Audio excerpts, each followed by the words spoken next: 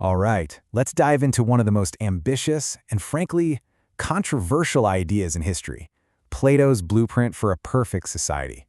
We're going to explore the pretty radical vision of an ancient Greek philosopher who basically wanted to build an ideal state right from the ground up. But, to really get his blueprint, we have to start with a question that drove him, a really provocative one. What if that system we all tend to think of as the ultimate goal, democracy, was actually the problem and not the solution? For Plato, this was not just some philosophical thought experiment. Nope, it was deeply, and I mean painfully personal.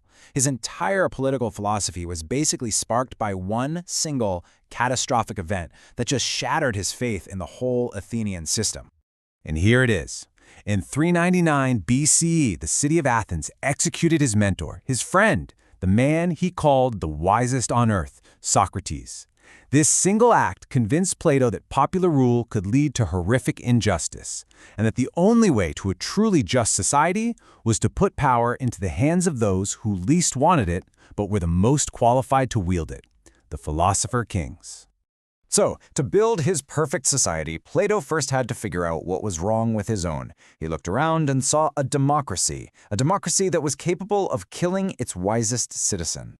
Now you gotta remember, Plato didn't just come up with these ideas in a vacuum. He was born into the absolute chaos of the Peloponnesian War, a huge conflict that ended with his own city, Athens, being defeated and humiliated.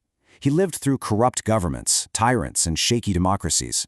But the execution of Socrates, that was the final straw. For Plato, it was all the proof he needed that a government ruled by popular opinion could be totally swayed by emotion and rhetoric, enough to commit the ultimate injustice. So faced with this broken system, Plato realized you couldn't just tinker with it. Minor reforms weren't going to cut it. He had to go way deeper. He had to redefine the very meaning of justice itself.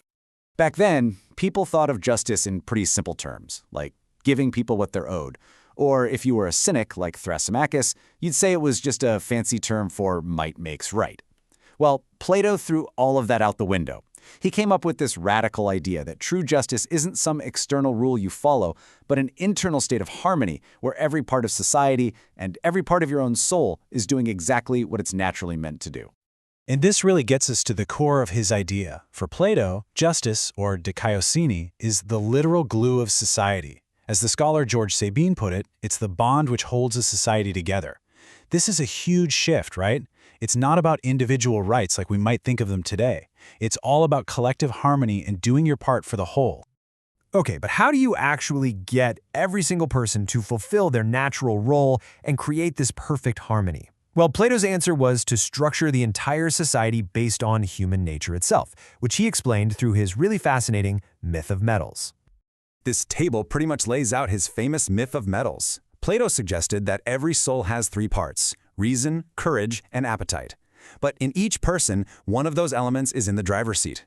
So for those dominated by reason, you're a soul of gold, destined to be a wise ruler. If you're led by courage, you're silver, the state's protectors. And for the vast majority, driven by appetite, you're copper, the producers, the artisans who keep society going. This wasn't just a social hierarchy, he called it a noble lie, a story designed to make sure everyone accepted their place, creating a stable, harmonious state where your metal is your destiny. All right, so if the rulers are the most important part of this whole setup, how do you make absolutely sure they're perfect and, not corrupt? This is where Plato's ideas get really, really radical, and for a lot of people, pretty unsettling. In Plato's Republic, you're not born a ruler. You are forged into one over a lifetime. I mean, just look at this path. It is a grueling, 50-year-long, state-controlled process designed to strip away every bit of ego and personal ambition, leaving only pure reason behind. It starts with music and gymnastics, then decades of math and logic, and then, get this, 15 years of hard, practical experience out in the real world. Only at age 50, after a whole lifetime of service and study, are you even eligible to become a leader.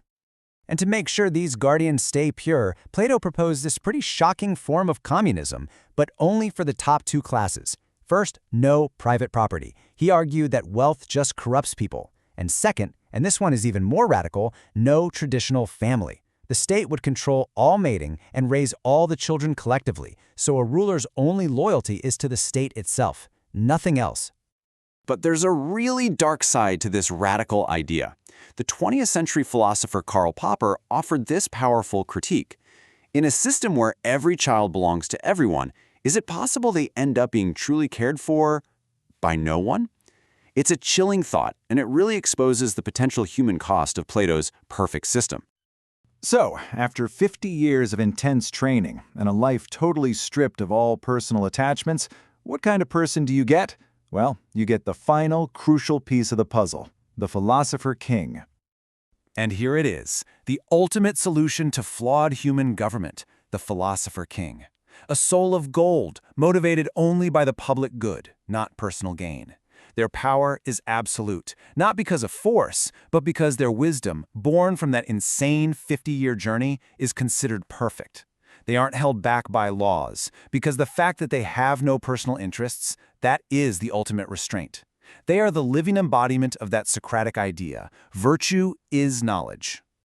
And Plato's own words just capture his central political idea perfectly.